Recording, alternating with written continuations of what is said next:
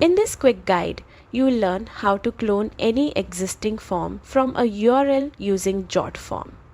Whether you want to duplicate someone else's design or reuse your own, this trick will save you a lot of time. Start by opening your browser and heading to the official Jotform website.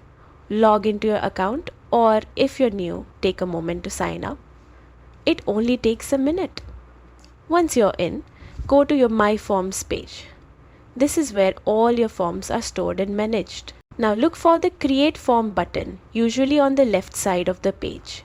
Click it and a new window will appear with a few options.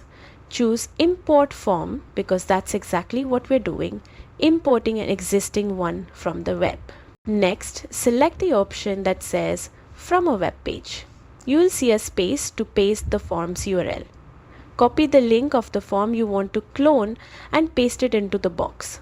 Once that's done, click Create Form. Jotform will automatically pull all the data from that URL and generate an exact copy of the form for you. In just a few moments, you'll be taken to the form builder, where you can make any changes you like. Adjust the design, rename fields, or add new sections. And that's it. You have successfully cloned a form using just its URL.